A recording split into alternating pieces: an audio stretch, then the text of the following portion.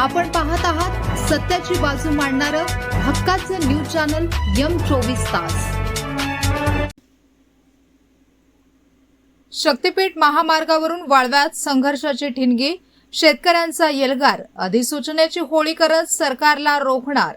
महाराष्ट्र सरकारने शक्तीपीठ महामार्गाची अधिसूचना काढताच सांगली जिल्ह्याच्या राजकारणात आणि शेतकरी चळवळीत मोठे वादळ निर्माण झाले आहे। अत्यंत सुपीक जमिनीतून जाणाऱ्या या महामार्गाला वाळवा तालुक्यातील शेतकऱ्यांनी आरपारच्या लढाईचा इशारा दिला असून जीव गेला तरी चालेल पण इंचभर जमीन देणार नाही असा पवित्रा वाळवा तालुका संघर्ष शेती बचाव समितीने घेतला आहे। या अधिसूचनेच्या पार्श्वभूमीवर ईश्वरपूर येथील शासकीय विश्रामगृहात शेतकऱ्यांची तातडीची बैठक पार पडली। यावेळी बोलताना कॉम्रेड धनाजी गुरव आणि बीजी पाटील यांनी राज्य सरकारवर घणाघाती टीका केली आहे। लोकशाही हे लोकांसाठी चालवलेले राज्य असते, मात्र सध्याचे भाजप फडणवीस सरकार शेतकऱ्यांच्या छाताडावर हुकुमशाही पद्धतीने निर्णय लादत आहेत। सुपीक जमिनींचा घास घेऊन उद्योजकांचे खिसे भरण्याचा हा घाट आम्ही कदापिही यशस्वी होऊ देणार नाही असा इशारा समितीने दिला आहे। शेतकऱ्यांनी या महामार्गाच्या नावावरच गंभीर संशय व्यक्त केला आहे। हा मार्ग शक्तीपीठ म्हणजे दर्शनासाठी नसून तो 50 टनी अवजड वाहनांच्या वाहतुकीसाठी आणि मोठ्या उद्योगांच्या सोयीसाठी डिझाईन केला असल्याचा आरोप बैठकीत करण्यात आला। गुहागर नागपूर महामार्ग आधीच अस्तित्वात असताना या नवीन पर्यावरणाचा ऱ्हास करणाऱ्या प्रकल्पाची गरज काय? वारणा आणि कृष्णा नद्यांच्या पूरक क्षेत्रात हा महामार्ग येत असल्याने भविष्यात गावेच्या गावे विस्थापित होण्याची आणि महापुराची तीव्रता वाढण्याची भीती व्यक्त करण्यात आली आहे।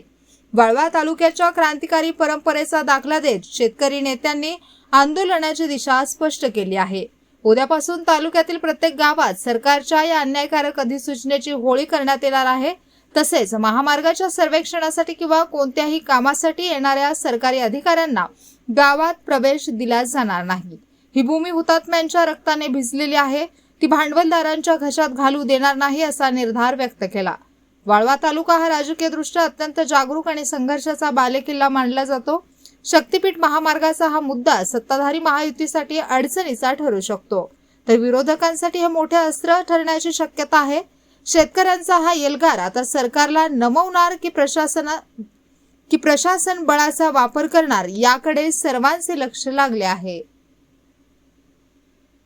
रोल सर, अपेक्षेप्रमाणे महाराष्ट्र सरकारनं शक्तीपीठ महामार्गाची अधिसूचना जाहीर केली आणि त्यांनी त्याच्यामध्ये कोणत्या गट नंबरमधून रस्ता जाणार आहे त्या गट नंबर सुद्धा टाकून अधिसूचना जाहीर केली। मला असं वाटतंय की आम्ही जे सरकार निवडून दिलं ते सार्वजनिक विकासासाठी आणि सार्वजनिक कल्याणासाठी दिलेलं आहे। समाजाच्या उपयोगासाठी म्हणून शेतकऱ्यांच्या जमिनी घेण्याचा अधिकार जरी सरकारला दिलेला असला तरी सार्वजनिक उपयोग हा त्यातला मुख्य मुद्दा आहे। आणि आम्ही सुरुवातीपासून असं सांगत आलेलो आहोत की जनतेचे पैसे घालून जनतेच्या जमिनी आणि पर्यावरण सगळं बर्बाद करणारे ह्या रस्त्याची गरज नाही, कारण गुहागर ते नागपूर हा रस्ता पॅरलल आहे आणि ही पुन्हा नवीन गुंतवणूक पर्यावरणाचं नुकसान करणं हे समाज उपयोगी नाही आहे। आणि समाज उपयोगी नसलेल्या गोष्टीसाठी शेतकऱ्यांच्या जमिनी घेणं हे मला भारतीय संविधानाला धरून झालेलं आहे असं वाटत नाही। महाराष्ट्र शासनानं हे अधिसूचना काढून भारतीय संविधानाने लोकशाहीचा सुद्धा घात केलेला आहे। आम्हाला महाराष्ट्र शासनाचे हे निर्णय मान्य नाही, म्हणून संविधानानं दिलेल्या हक्काला धरून आम्ही आमचे मतं आता उद्यापासून प्रदर्शित करणार आहोत।